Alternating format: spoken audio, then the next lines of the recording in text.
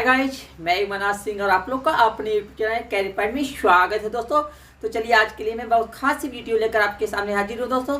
आज मैं अपने आपको ये सिखाऊंगा, अगर आपको ABCD XYZ कुछ भी नहीं आता, इंग्लिश का कुछ भी मालूम नहीं है, फिर भी आप इंग्लिश बोल लेंगे, ऐसे मैं कुछ आपको टिप्स एंड ट्रिक देने जा रहा हूँ जिससे कि आप इंग्लिश बेहतर बोल सकते हैं और सुनने वाला भी देखेगा, कहेगा कि अरे वाह, क्या ये फटाफट इंग्लिश बोल रहा है। एकदम आपको मैं आज जीरो से बताऊंगा, अगर आपको कुछ नहीं आता है फिर भी आप बोलेंगे। तो चलिए अब मैं आपकी टाइम को वेस्ट किए बगैर, without wasting any time, start today's videos.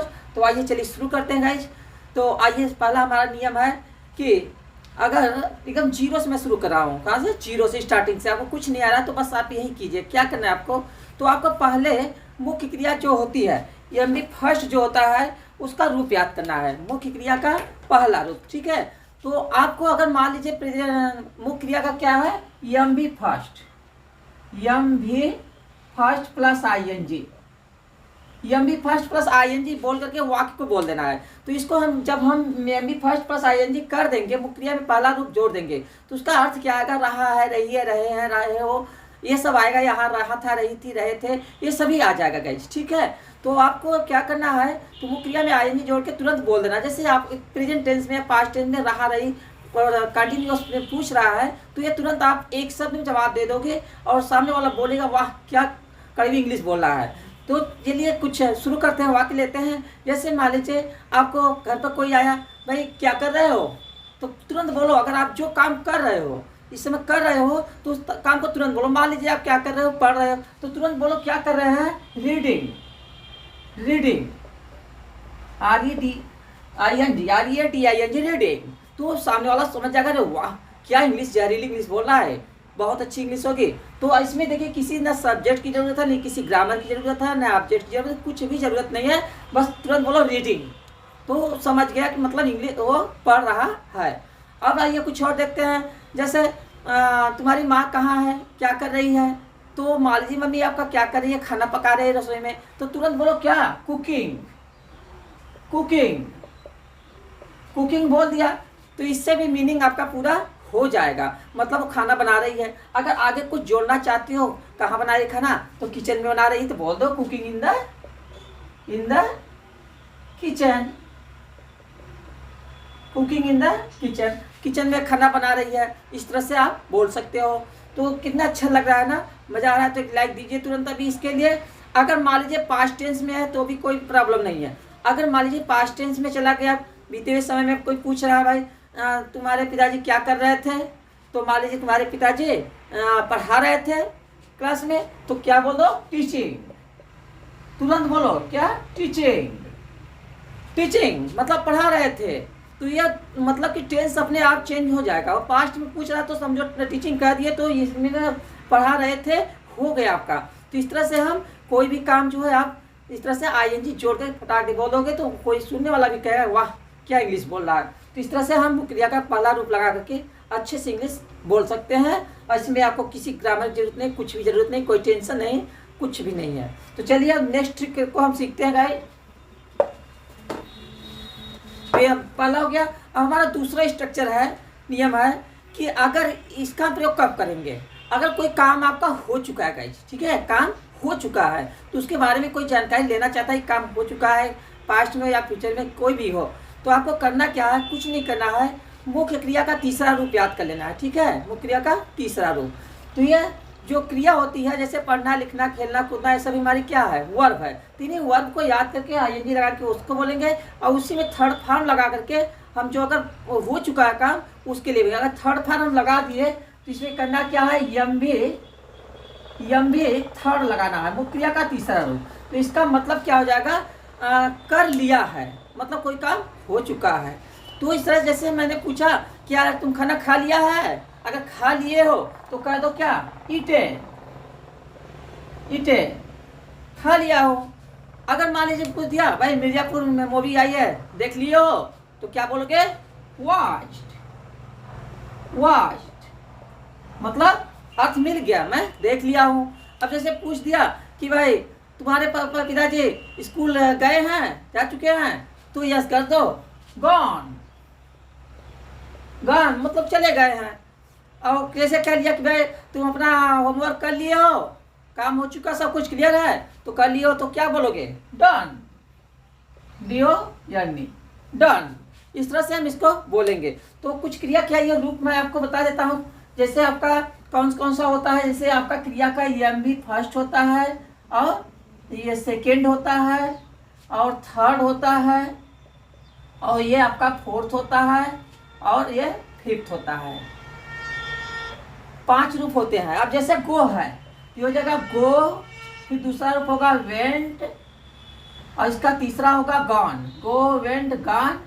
और ये जो फोर्थ फॉर्म होता है वो ING का होता है, गोइंग, गोइंग, गोइंग हो गया। और जो आपका फिफ्थ फॉर्म होता है यस से यस वाला होता है, ये हो जाएगा आपका गोज, ये हो गया। और जैसे हो गया और write, write, wrote, written, write, wrote, written, write, wrote, written, और फिर राइटिंग, राइटिंग, फिर राइट्स। यही हमारे 5 फॉर्म है। तो हमको यूज कौन सा करना है? आपको सिर्फ यही दोनों यूज करना है। मतलब ये और ये, इन्हीं दोनों की सहायता से आपको बोलना है। मतलब तीसरा और पांचवा भाग जो है आप चौथा, तीसरा चौथा की सहायता से आप इंग्लिश बोलोगे तो आप एकदम जीरो से इंग्लिश बोल सकते हो। कोई ग्रामर की जरूरत नहीं है, आपका पूरा एक कोई ग्रामेटिकली है सही है, कोई गलत नहीं है।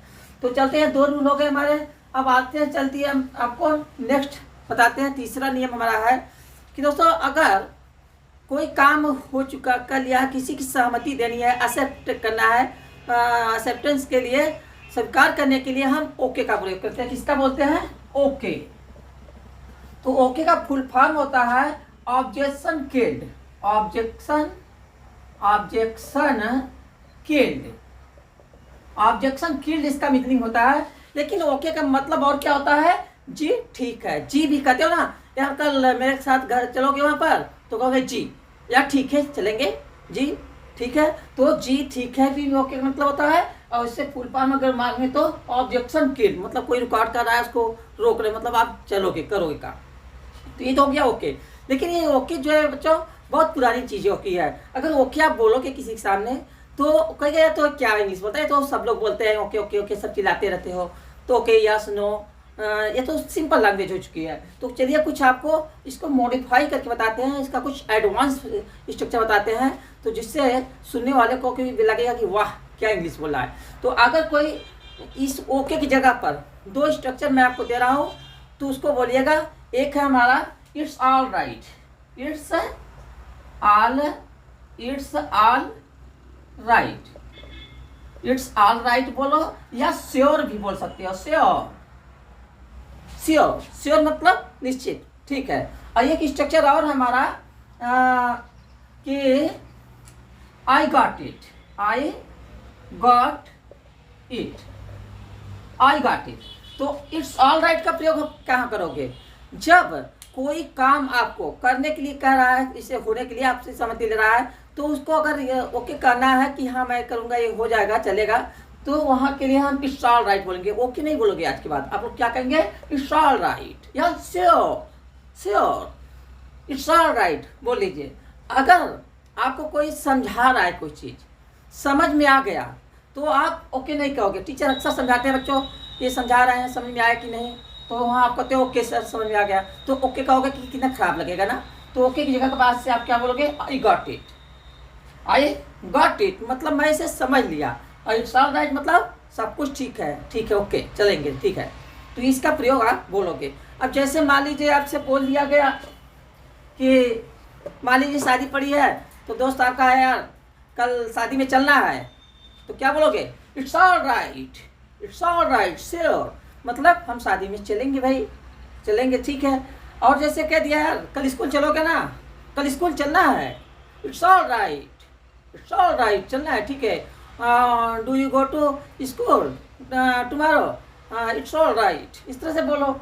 अब समझाने के लिए जैसे टीचर ने आपको समझा दिया कि integration x⁵ dx equal to बोल दिया, बता दिया, इसका हो गया 1/6 x⁻6 प्लस से, ये हो गया। तो टीचर पूरा पूछा आपसे, डू यू अंडरस्टैंड स्टूडेंट्स, क्या आपको समझ में आया? तो अगर आपको समझ में आ गया है तो आप क्या कहोगे? Okay sir. ओके मत कहिए, अब क्या कहोगे? I got it.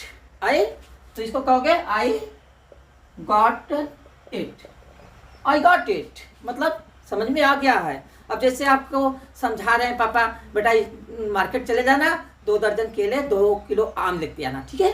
ओके, तो ठीक है, तो आप क्या करो, समझ में अगर आ गया, समझा रहे हैं पापा आपको तो समझ में आ गया, तो पापा से क्या बोलोगे? I got it. भले आपको कोई हिंदी में बोले लेकिन आप इंग्लिश में आज के बाद जवाब दोगे आई गॉट इट। तो इस तरह से हम ये बताएंगे। तो आपके लिए मैं 3 फार्मूले दे चुका हूँ, तो चलते हैं। अब नेक्स्ट फार्मूला हमारा है दोस्तों, अगर आप लोग ऐसा बोलते होगे कोई काम होता है, यस या नो में जवाब देते हो ना, यस या नो। तो यस मतलब होता है हाँ, नो मतलब नहीं। तो यस नो जो है बहुत पुराना हो चुका है। तो यस नो, यस और ओके में डिफरेंस क्या है? ओके जो है उसमें कोई क्वेश्चन नहीं पूछा जाता है, आपकी सहमति ली जाती है। और यस में क्या आता है? आपसे क्वेश्चन पूछा जाता है, क्या लगाकर यस नो में आंसर होता है, तो वहाँ पर हम यस नो का प्रयोग करते हैं। जैसे क्या तुम स्कूल चलोगे, तो हम आपसे प्रश्न पूछ रहे हैं, तो चलोगे कहोगे यस, और उसमें ओके क्या होता है? कल स्कूल चलना है, मतलब सहमति ले रहा है कि आप को चलना है, तो वहाँ पर हम ओके का प्रयोग करते हैं। यहाँ पर हम अगर क्वेश्चन पूछ रहा था यस का, तो यस नो हो चुका है अब पुरान कुछ। चलिए एडवांस लेवल पर इसका स्ट्रक्चर सीखते हैं और उसका यूज आप कीजिए। तो अगर यस बोलना है तो उसके लिए आप क्या बोलोगे? आज से of course. Of course, of course means मतलब होता है वास्तव में, वास्तव में, सच में, ये होता है। और अगर नो बोलना है तो नो के, ये तो यस के लिए हो गया। और नो अगर बोलना है गाइस, तो नो के बोलोगे not at all. Not at all मतलब मिला जुला कर नहीं, मिला जुला कर नहीं। अगर आपको कोई काम नहीं करना है तो क्या बोलोगे? Not at all. और चलिए कुछ एग्जाम्पल लेते हैं। जैसे कह दिया कि क्या तुम कल स्कूल चलोगे, तो चलना है तो क्या कहोगे? यस कहेंगे, लेकिन यस नहीं कहोगे बच्चों। अब क्या कहोगे? Of course. थोड़ा एक्शन में बोलो, ऑफ कोर्स चलेंगे। और मान कहेंगे यार चलो कल मूवी देख लें, क्या चलोगे? तो चलना है तो क्या कहोगे? ऑफ कोर्स चलेंगे। आज अपना क्या आज पढ़ाई करोगे? आज पढ़ना है, ऑफ कोर्स ऐसे बोलोगे, ऑफ कोर्स थोड़ा एक्शन में, तब अच्छा लगेगा। तो आइए चलिए अब नॉट नो का जैसे जवाब देना है। जैसे कह दिया कि यार क्या तुम आज ड्रिंक लोगे, तो ड्रिंक तो नहीं पियोगे, खराब चीज़ है, गंदी चीज़ है, तो उसके क्या कहेंगे हम? Not at all. तो कहेंगे not at all, not at all, नहीं पियेंगे, नॉट एट ऑल। और जैसे कह दिया चलो उसको मारते हैं आज, क्या, तो उसको नहीं हमें नहीं मारना है, तो कहोगे नॉट एट ऑल। इस तरह से नॉट एट ऑल का हम प्रयोग करेंगे। अगर नहीं देना है तो नॉट एट ऑल, और यस में देना है ऑफ कोर्स, इस तरह से बोलोगे। तो मैं समझता हूँ ये भी स्ट्रक्चर आपको समझ में अच्छे से आ चुके होंगे। तो इस तरह से हम इसको बोलेंगे। तो मेरी वीडियो को एक लाइक ज़रूर कर दीजिएगा। तो बोलोगे ऑफ कोर्स, लाइक कर देंगे ऑफ कोर्स। तो मैं समझता हूँ यस नो और इसका भी आपको अच्छे से समझ में आ चुका है बच्चों। तो चलिए एक स्ट्रक्चर हमारा और बचता है, लास्ट स्ट्रक्चर है। आइए इसको आप समझते हैं, इसमें क्या करना है गाइस। तो इसमें आपका 3 शब्द है, why, when, where, why, when, where. तो इसका भी इंग्लिश में बहुत यूज होता है। इसकी सहायता से भी हम बड़े बड़े वाक्यों का आंसर जवाब दे सकते हैं। तो दोस्तों याद रखना, इसका प्रयोग एक शब्द में ही आप जवाब दे दोगे। अब जैसे आपको ये वाई का प्रयोग क्या है, वाई मतलब क्या होता है? क्यों।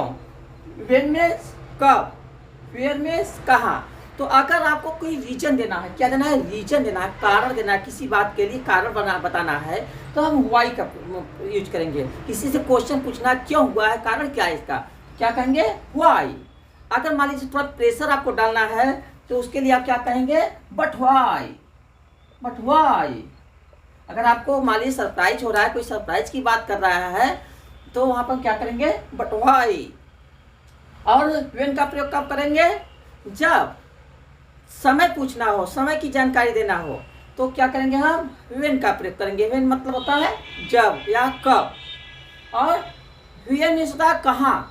अगर कोई प्लेस की जानकारी आपको देनी है, स्थान की जानकारी देनी है, तो वहाँ पर हम किसका प्रयोग करेंगे, वेयर। तो थोड़ा एक्शन से बोलोगे। अब चलिए इसका कुछ एग्जाम्पल लेकर बताते हैं। आपको हिंदी में ही कोई पूछे तो इंग्लिश में आप जवाब दीजिएगा इसका। अब जैसे आपको पूछ दिया कि यार आज मैं खाना नहीं खाऊंगा, पेट, तो फिर आप सामने से उससे क्वेश्चन पूछोगे। जैसे आपके घर आपके दोस्त आए तो बोला कि यार खाना नहीं खाऊंगा, तो खाना नहीं खाएगा, तो आप पूछोगे व्हाई। तो ऐसे थोड़ा नहीं, थोड़ा इंप्रेशन बना के बोलो व्हाई। और या तो अगर सरप्राइज भी है, मान लीजिए सरप्राइज की बात है कोई, तो क्या कहोगे, बट व्हाई।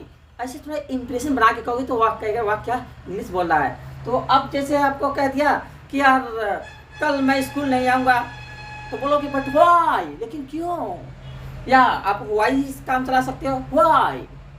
और जैसे कह दिया कि यार वे लोग कल वहाँ नहीं जाएंगे, व्हाई, क्यों नहीं जाएंगे। कल मेरे पापा मुझे नहीं आने देंगे यहाँ, व्हाई। वह नहीं सो रहा है, व्हाई। वह खाना नहीं खा रही है, व्हाई। ऐसे बोलोगे, ठीक है। तो मैं समझता हूँ ये भी समझ में। अब आइए व्हेन का देखते हैं कब। अब जैसे इसका कब का प्रयोग कहाँ करते हैं, समय पूछने के लिए। जैसे मान लीजिए शादी हो रही है, मान लीजिए आपने शादी में जाना है, तो आपके घर आपका कोई दोस्त आया या आपकी सिस्टर आई, कोई आ गया आपके यहाँ, तो कह दिया यार शादी में चलना है, तो समय पूछना है भाई कितने बजे जाना है ना, तो कहोगे व्हेन। थोड़ा एक्शन में, व्हेन, कब जाना है भाई। और यार कल पार्टी में चलना है, व्हेन, मतलब कब चलना है। और जैसे कह दिया यार कल मीटिंग होगी, व्हेन, कब मीटिंग होगी, तो व्हेन का प्रयोग हम करेंगे। अब आइए वेयर का समझते हैं। तो वेयर मतलब होता है कहाँ। अब जैसे आ गया कोई, तो कह दिया यार वो फ्लैट खरीदा है, तो फ्लैट खरीद लिया है, तो कहाँ खरीदा है आपको पूछना है, जानकारी लेना है, स्थान कहाँ है, तो आपको उससे पूछोगे वेयर, उसने फ्लैट कहाँ खरीदा, वेयर। ऐसे एक्शन में थोड़ा बोलोगे, ठीक है। और जैसे कह दिया कि हम लोग पढ़ने जाते हैं, तो अभी आपको पूछना है कहाँ जाते हो पढ़ने, वेयर। और अब जैसे कोई कह दिया पिताजी आपके बोल दिए जाकर सामान लेते आना, तो क्या कहोगे, फ्रॉम वेयर, कहाँ से, फ्रॉम वेयर, तब फ्रॉम लगाओगे। अगर से आ रहा है तो उसमें हम क्या लगाएंगे, from, from where, from where. अगर से पूछ रहा है कहाँ से लाना है कोई चीज़, तो फ्रॉम वेयर, तो फ्रॉम वेयर का प्रयोग करके बोल देंगे आप। तो इस तरह से आप सिंपली इंग्लिश बोल सकते हो। इंग्लिश कोई हवा नहीं है, आप लोग हवा बना दिए उसे। ये बहुत ईजी लैंग्वेज है, बहुत मज़ेदार लैंग्वेज है। अगर आप चाहेंगे कि इंग्लिश बोलें तो बोलना आ जाएगा बच्चों। बस मेरे साथ आप जुड़ जाइए। चैनल में अगर नए हो, सब्सक्राइब नहीं किए हो अभी तक, तो मेरे चैनल को अभी सब्सक्राइब करके बगल में बेल आइकन आएगा, उसको प्रेस कर दीजिए। और आप मेरी वीडियो कंटिन्यू देखते रहिए। मैं आपको इंग्लिश सिखा दूंगा एक दिन, ये मेरा आपसे दावा है। Of course I tell you how to speak English, okay guys. तो अगर ये वीडियो आज की आपको पसंद आई, अच्छी लगी, मज़ा आया है, तो एक इसके लिए लाइक दीजिए जाते जाते। और चैनल नए हो, सब्सक्राइब नहीं किया तो सब्सक्राइब भी कर लीजिए, एक बार फिर आपसे कह रहे हैं। और इसमें कोई खर्च नहीं लगेगा आपका।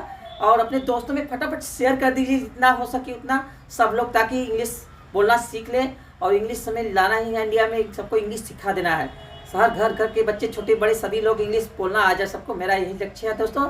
तो ठीक है, तो आज के लिए बस इतना ही। अगली वीडियो में कुछ नया लेकर मिलते हैं। Till then take care and thanks for watching my video.